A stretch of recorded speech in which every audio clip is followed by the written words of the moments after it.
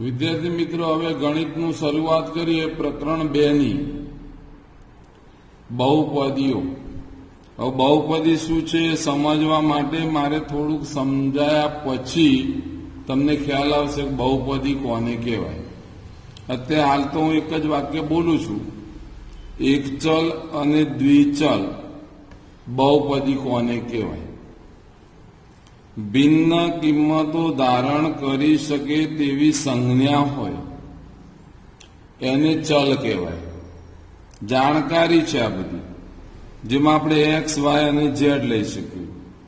દાખલા તરીકે મારી પાસે એ એક્સની એન ઘાત આવું એક પદ છે, તો આ એન જે છે એ એક્સની ઘાત છે, એટલે આને કહેવાય એન ઘાત વાળી બહુપદી. એની આગળ ગુણાયેલું પદ છે એ, તો એને કહેવાય સહગુણક. જેને કે આગળ ગુણાયેલો હોય એટલે અગ્ર સહગુણક. એટલે મેં અહીંયા લખ્યું છે, એમાં જુઓ આ જ પદ મેં અહીંયા લખ્યું એ એક્સની એન ઘાત. બહુપદીમાં આ એને આપણે શું કહીએ? અગ્ર સહગુણક. જ્યારે આ એન છે એને શું કહેવાય? તો કે ઘાત કહેવાય.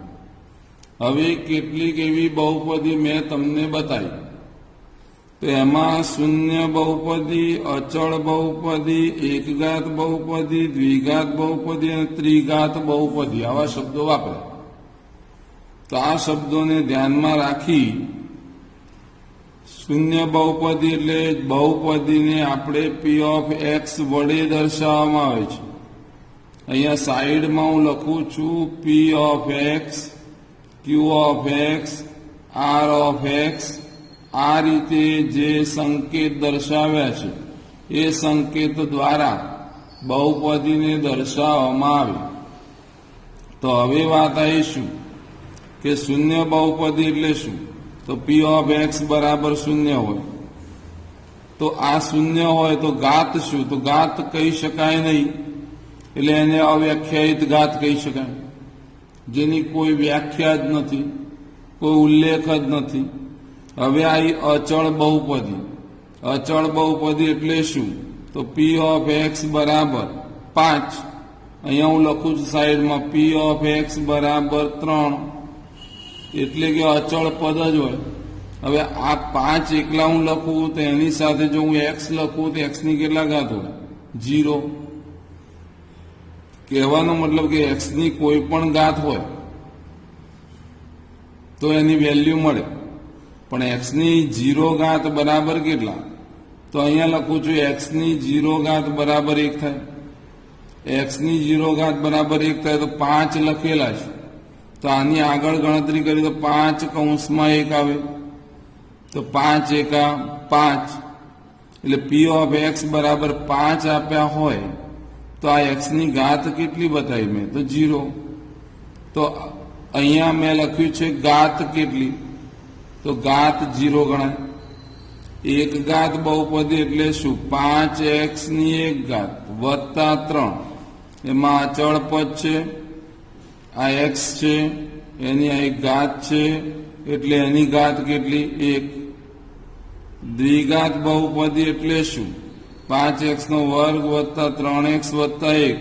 અહીંયા જોશો તો ખબર પડશે તમને કે ઘાત કેટલી છે? 2. બહુ સીધી સરળ પદ્ધતિ છે. ત્રિઘાત એટલે 3 ઘાત. બહુપદીની મોટામાં મોટી ઘાત એ બહુપદીની ઘાત કહેવાય. હવે વાત આવીશું કે ચલ રાશિ એટલે શું? એક ચલ, દ્વિચલ, ત્રિચલ એટલે શું? એક કરતા વધારે ચલ આવે તો એને કહેવાય એક ચલ, દ્વિચલ અને ત્રિચલ. તો અહીંયા જોશો તો ખબર પડશે. ઉદાહરણ લીધું 4x નો વર્ગ ઓછા 3x વત્તા 7. તો આમાં એકલો એક્સ જ વપરાયો છે, એકલો એક્સ આવે. હવે સમજો બરાબર, ઘાત વસ્તુ જુદી છે, ઘાતની મેટર જુદી છે અને ચલ રાશિ જુદી છે. તો આમાં કેટલી ચલ આવી? તો આ એક્સ છે, આ એક્સ છે, તો એક જ આવ્યો એક્સ એકલો, એટલે એક ચલ કહેવાય. અહીંયા વાય છે, બીજું કશું છે જ નહીં, એકલો વાય છે, એક ચલ કહેવાય. અહીંયા ટી છે, અહીંયા ટી છે, એટલે મારે એને એક ચલ જ કહેવું પડે. અને આ એક ચલ કહી શકું તો શબ્દ સમજજો કે આને મારે એક ચલ બહુપદી કહેવી છે, પણ બહુપદી છે કે નહીં એ ચોખવટ કરવા માટે હવે વાક્ય બોલ્યું એ બરાબર સાંભળી લેજો. જે બહુપદીનો ઘાત અનઋણ પૂર્ણાંક સંખ્યા હોય, જે પદાવલીનો ઘાત અનઋણ પૂર્ણાંક સંખ્યા હોય તે પદાવલીને બહુપદી કહે છે. એક કરતા વધારે ચલ રાશિ હોય તો એને દ્વિચલ, ત્રિચલ આવી બહુપદી કહેવાય. અને એ બહુપદીમાં મોટામાં મોટી ઘાત જે હોય એને બહુપદીનો ઘાત કહેવાય. હું વાક્ય બોલ્યો એ બરાબર સંભળાયું હશે, ના સંભળાયું તો ફરીથી પણ તમે એ સાંભળી શકો છો. અહીંયા જે વાત કરી એમાં એક ઉદાહરણ અહીંયા લઉં છું. દાખલા તરીકે એક્સની -2/3 ઘાત વત્તા એક્સની 2 ઘાત વત્તા 1, આ મારે કેટલા ઘાત, કેટલા ચલ બહુપદી. તો ઘાતની વાત આવે એટલે પ્રશ્ન મોટો એ આવે કે મેં હમણાં ચોખવટ કરી. ચોખવટમાં શું હતું કે બહુપદીમાં કોઈ ચલ રાશિ હોય, આ અચળ પદ કહેવાય. એટલે ચલ રાશિ આ 2 છે, એની ઘાત કેવી હોવી જોઈએ તો પૂર્ણ સંખ્યા હોવી જોઈએ. પૂર્ણ એટલે 2 પૂર્ણ કે 1, 2, 3, 0 આ બધી પૂર્ણ સંખ્યા કે તો આવી ઘાત આવી જોઈએ. અનઋણ એટલે ઋણ ન હોય તેવી આવી જોઈએ. અહીંયા કેવી ઘાત આવી? ઋણ. તો ઋણ ઘાત આવે એટલે આ બહુપદી નથી, આ બહુપદી નથી. મેં બીજું ઉદાહરણ લીધું. અહીંયા દાખલા તરીકે એવું લખું, વર્ગમૂળમાં x વત્તા 1. તો પાછી વાત ક્યાં આવી? તો વર્ગમૂળ એટલે કેટલી ઘાત? તો એક્સની 1/2 ઘાત વત્તા 1. આ વર્ગમૂળ છે એટલે 1/2 ઘાત ગણાય. તો આ ઘાત છે એ કેવી છે? 1/2. મેં શું કહ્યું હતું તમને? પૂર્ણ સંખ્યા હોવી જોઈએ. આ કેવી સંખ્યા છે? અપૂર્ણાંક. એટલે પણ આ બહુપદી નથી. એટલે પહેલા બહુપદીને ઓળખતા શીખો. કોને બહુપદી કહેવાય, કોને બહુપદી ન કહેવાય. હજી એક ઉદાહરણ લઉં છું. પી ઓફ એક્સ હવે ગૂંચવાયા. એક્સનો વર્ગ વત્તા વર્ગમૂળમાં 2. તો તમે કહેશો એક્સનો વર્ગ છે વત્તા 2/1/2 ઘાત. તો આ બહુપદી નથી એવો શબ્દ વાપરવા જશો, પણ હું લખું છું બહુપદી છે. કેમ? કારણ કે મારે શું જોવાનું? ચલ રાશિ જ જોવાની. અચળ પદની કેટલી ઘાત છે એને મારે કોઈ લેવા દેવા નથી. એટલે અચળ પદ ગમે તે હોઈ શકે, પણ આપણે જે ચલ રાશિ છે એક્સ, વાય, ટી આવા બધા જે સંજ્ઞા વાપરે છે એ સંજ્ઞાઓની ઘાત જુઓ. તો આ એક્સનો 2 ઘાત ગણાય. એક્સનો 2 ઘાત હોય તો 2 કેવી સંખ્યા છે? તો કે પૂર્ણ સંખ્યા છે. તો આને બહુપદી કહેવાય. એટલે આપણે જ્યાં હતા ત્યાં પહોંચી ગયા કે મારે અહીંયા ખરેખર આ જે રકમ આપી છે એની વર્ગમૂળમાં ટી આપ્યું એટલે 3t ની 1/2 ઘાત, 3t ની 1/2 ઘાત આવી. હવે આમાં જો છો ટી શું છે? ચલ રાશિ છે. અને ટી ચલ રાશિ હોય તેની ઘાત કેવી હોવી જોઈએ? પૂર્ણ હોવી જોઈએ. અહીંયા ટીની અહીંયા 2 છે તો 2ની કેટલા ઘાત? અચ્છા, ટી લખેલું છે, ટી અને પછી વર્ગમૂળમાં 2 એટલે ટી વર્ગ 2ની 1/2. તો આ પદ જે છે એની 1/2 ઘાત છે. ટીની તો 1 ઘાત છે, ટી એકલું પદ છે. તો એનો મતલબ અહીંયા જોઈએ છે ત્યારે ખબર પડી કે ટીની 1/2 ઘાત છે. ઘાત લખ્યું છે મેં પૂર્ણ સંખ્યા હોવી જરૂરી છે. ઘાત પૂર્ણ સંખ્યા નથી એટલે એને બહુપદી કહી શકાય નહીં. અને બહુપદી ના કહેવાય તો એનાથી આગળ એક ચલ છે, દ્વિચલ છે કે ત્રિચલ બહુપદી એ શબ્દ વાપરી શકાય નહીં, કારણ કે બહુપદી જ નથી તેની ઓળખ શું આપવી? એટલે એનો મતલબ એવો થયો કે આ બહુપદી જ નથી. હવે વાત આવી બીજી, વાય વત્તા 2/y આવું પદ આપ્યું, તો આને આપણે વ્યવસ્થિત લખવા જઈએ તો વાયની જગ્યાએ વાય આવે, 2ની જગ્યાએ 2 આવે, પણ આ વાય ક્યાં છે? નીચે. એને ઉપર લઈ જઈએ તો ઘાત કેવી આવે? માઇનસ. અને માઇનસ ઘાત આવે તો પાછું તમારા મનમાં વિચાર લાવો, ઘાત કેવી હોવી જોઈએ? પૂર્ણ સંખ્યા, અનઋણ. અહીંયા અનઋણ નથી, ઋણ છે, અને આ ઋણ છે એટલે પાછી બહુપદી નથી, બહુપદી નથી. હવે વાત આવી એના પછી x ની 10 ઘાત, ઓકે, y ની 3 ઘાત, ઓકે, t ની 2 ઘાત, એ પણ ઓકે. તો અહીંયા 10 છે, અહીંયા 3 છે ને અહીંયા 2 છે. કેવી સંખ્યાઓ છે? તો કે પૂર્ણ સંખ્યાઓ છે. પણ અહીંયા તકલીફ પડે, આ x છે, આ શું છે ભાઈ? y. આ શું છે? t. એટલે આ એક ચલ રાશિ x આવી, બીજી ચલ રાશિ y આવી, ત્રીજી ચલ રાશિ t આવી. બહુપદી તો છે જ, કારણ કે ઉપરની ઘાત પૂર્ણ સંખ્યા છે એટલે બહુપદી છે, અને એ પણ 1, 2, 3 ચલ રાશિ એટલે ત્રિચલ બહુપદી છે એમ કહેવાય.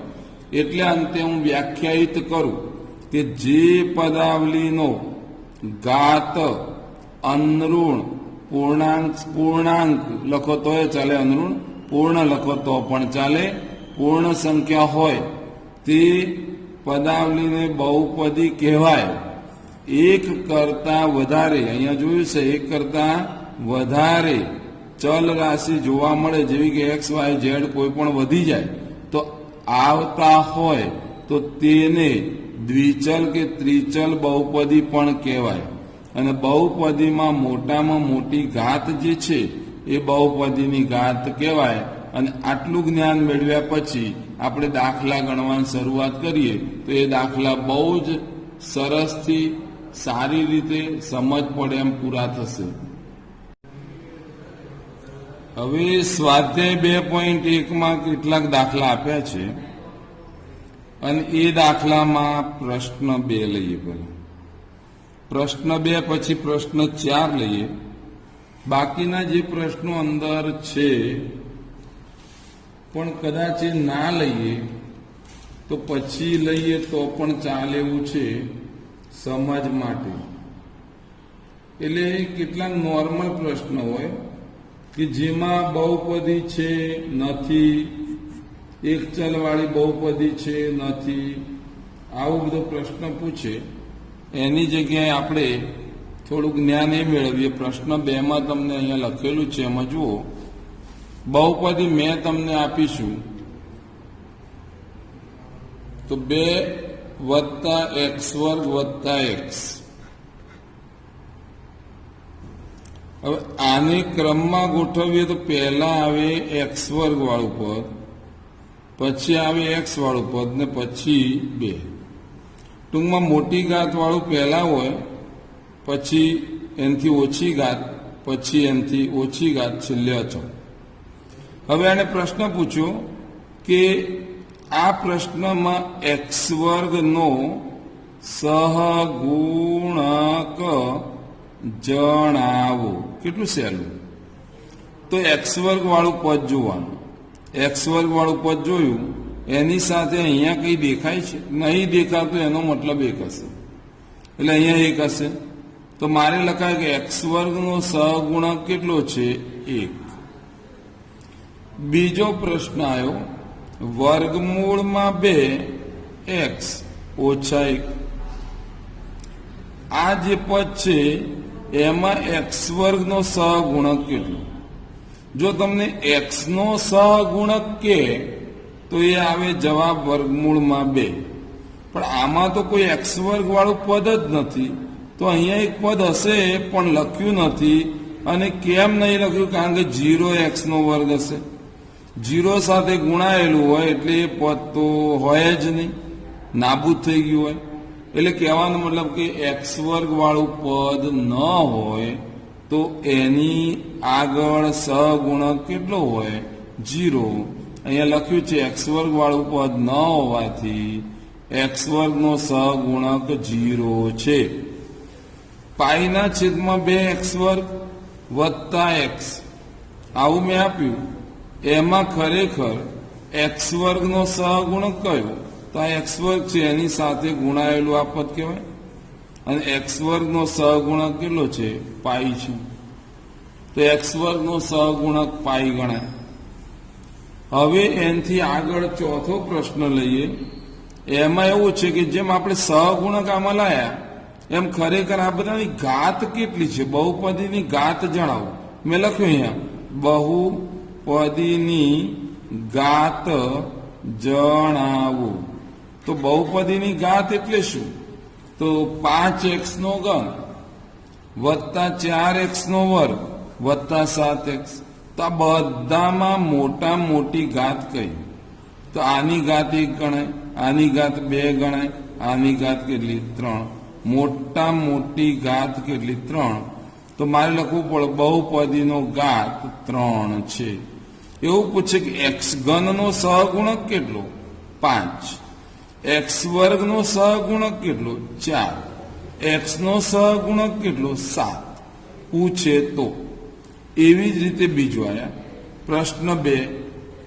આમાં જુઓ 5t ઓછા વર્ગમૂળમાં 7.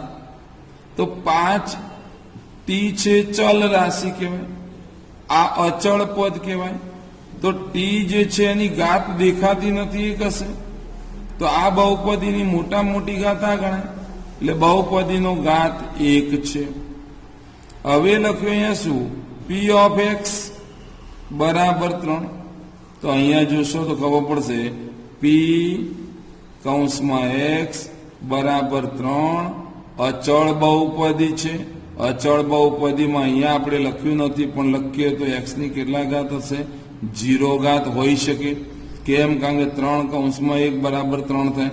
એટલે આ 3 જે છે એ પી ઓફ એક્સ હતા. તો એક્સ ની ઘાત કેટલી? 0. અચળ બહુપદીનો ઘાત 0 હોય છે. એનાથી આગળ વધીએ તો ચોખવટ કરી દીધી કે હવે સુરેખ કોને કહેવાય, દ્વિઘાત કોને કહેવાય, ત્રિઘાત કોને કહેવાય? વર્ગીકરણ કરો. એક્સ વર્ગ વત્તા એક્સ મોટા મોટી ઘાત 2 એટલે આવ્યું દ્વિઘાત. એક્સ ઓછા એક્સ વર્ગ મોટા મોટી ઘાત 2 દ્વિઘાત કહેવાય. 7x નો ઘન 3 ઘાત મોટા મોટી ઘાત 3 ત્રિઘાત કહેવાય. 1 વત્તા એક્સ ની કશું ના આપ્યું તો 1 ઘાત, અને 1 ઘાત હોય તો એને શું કહેવાય? તો એને કહેવાય 1 ઘાત બહુપદી, અથવા એનું બીજું નામ છે સુરેખ બહુપદી. સુરેખ બહુપદી કહેવાય. અને આ પ્રમાણે તમારે આ દાખલા બહુ જ સહેલા, સમજ પડી હોય તો ખાલી રમત કરતા કરતા આવડી જાય એવા છે. એ તમને લેસનમાં આપવામાં આવે તો ગણી દેવાના, તરત લેસન પૂરું થાય. હવે વાત આવીશું એનાથી આગળ થોડીક માહિતી આપીએ. અને એ માહિતીમાં જઈએ છીએ તો શું આવશે? જે બહુપદીમાં એક્સની જે કિંમત માટે કોઈ પણ કિંમત 1, 2, 3, 4 ગમે તે કિંમત મૂકો અને પી ઓફ એક્સ બરાબર શું બની જાય? 0. તો તેને પી ઓફ એક્સ નું શૂન્ય કહે છે. શૂન્યનો બીજો અર્થ આવશે ઉકેલ, બીજ. 10માં આવશો એટલે ઉકેલ, બીજ એવા શબ્દો આવશે, પણ અત્યારે એને શૂન્ય કહીએ છીએ. દાખલા તરીકે મેં એક ઉદાહરણ આપ્યું. પી ઓફ એક્સ બરાબર કેટલા? 5x વત્તા 7. તો મારે આ એક્સ છે ને એની કિંમત એવી નક્કી મનમાં કરવાની કે જે અહીંયા મૂકું તો આનો જવાબ 0 થઈ જાય. મેં વિચાર્યું કે એક્સ બરાબર હું કેટલા મૂકું? તો મેં મારી જાતે નક્કી કર્યું -7/5 મૂકું. તો પી એક્સ ની જગ્યાએ -7/5 બરાબર આ એક્સની જગ્યાએ -7/5. 5 ગયા તો અહીંયા કેટલા રહ્યા? -7. અહીંયા કેટલા રહ્યા? 7. અંતે શું આવ્યો? જવાબ 0. તો પી કૌંસમાં -7/5 બરાબર કેટલા આવ્યા? 0. મેં તમને શું કહ્યું હતું? એક્સની જે કિંમત મૂકતા પી ઓફ એક્સ જે હોય એનો જવાબ શું મળે? 0. તો આ એક્સની કિંમત જે મૂકી છે એ મૂકેલી કિંમતને એ બહુપદીનું 0 કહેવાય. તો આપણે અત્યારે જે રકમ લખી છે એ રકમ હતી કઈ? અહીંયા જોઉં છું, પી ઓફ એક્સ બરાબર 5x + 7 નું 0 -7/5 છે. આવો એક જવાબ મળ્યો. હવે તમે એવું વિચારો કે સાહેબ આ તો આવું ખબર કેવી રીતના પડે? તો બીજી રીતમાં શું કે પી ઓફ એક્સની જગ્યાએ તમે જો આ જ દાખલો ગણવો હોય અને આ જવાબ લાવવો હોય તો પી ઓફ એક્સની જગ્યાએ શું મૂકી દેવાનું? 0. રકમ મારી આરી હતી, યાદ કરો, 5x + 7. અહીંયા 0 મૂકી દેવાનું. પી ઓફ એક્સની જગ્યાએ 0 મૂકવાનું. એક્સની જગ્યાએ નહીં, એક્સની કિંમત શોધવાની છે. તો 5x + 7 બરાબર 0. આને આમ લઈએ તો -7 થશે અને -7 બરાબર કેટલા? 5x. તો પછી આ 5 ને આમ લઈ જાઓ તો પછી જવાબ પણ મળી ગયો ને. -5/7 મારો જવાબ જે હતો આવી ગયો. એટલે આ રીતે પણ શોધી શકાય. તો આવા દાખલા ગણતા ગણતા જે કોઈ વખત એવો દાખલો આપી દે જે તમને અઘરો પડે, સમજ્યા ના હોય, વિચાર્યું ના હોય, જવાબ આવીએ, અચાનક જવાબ આવે પણ જવાબ ખોટો હોય તો એવું કેવું? તો જો બહુપદી પી ઓફ એક્સ બરાબર કેટલા હોય? x² + 1 હોય તો એક્સની વાસ્તવિક કિંમત ન મળે, એટલે કે એનું 0 ન મળે. કેવી રીતે? તો મેં તમને સમજાવ્યું એ પ્રમાણે અહીંયા 0 મૂક્યો તો x² + 1 આવ્યું. 1 ને આમ લઈ જાઓ તો અહીંયા -1 બરાબર x². એટલે મને મળ્યું x² બરાબર -1. હવે વિચારજો, વિશ્વમાં, દુનિયામાં કે ભારતમાં કે ગણિત શાસ્ત્રીઓ જેટલા છે એમને પૂછવામાં આવે કે એક્સની એવી કઈ કિંમત છે કે જેનો વર્ગ કરીએ તો એનો જવાબ -1 આવે. હું તો કહું છું એવી કઈ કિંમત છે જેનો વર્ગ કરીએ તો ઋણ આવે, તો એ કંઈ નહીં મળે. કોઈ કે સાહેબ 0, તો 0 નો વર્ગ 0 થાય. કોઈ કે 1, તો 1 નો વર્ગ 1 થાય. કોઈ કે -1, તો -1 નો વર્ગ 1 થાય. -2 નો વર્ગ 4 થાય. અહીંયા ગણતરી કરું ખબર પડે, -1 નો વર્ગ પણ 1 થાય, -2 નો વર્ગ પણ 4 થાય. એટલે આ કિંમતો બધી કેવી આવે છે? ધન આવે છે. એનો મતલબ કે આ શક્ય જ નહીં, એવી કોઈ સંખ્યા છે જ નહીં કે જેનો વર્ગ કરીએ તો એનો જવાબ ઋણ આવે. જે શક્ય ન હોવાથી આવી બહુપદીનું 0 ન મળે. મેં અહીંયા થોડી ગણતરી કરી કે જો પી ઓફ એક્સ બરાબર x² - 1 આવું આપ્યું હોત તો અહીંયા હું 0 મૂકત. અહીંયા x² - 1 આવત. 1 ને આમ લાવત 1 થઈ જાય બરાબર x². તો x² બરાબર કેટલા? 1.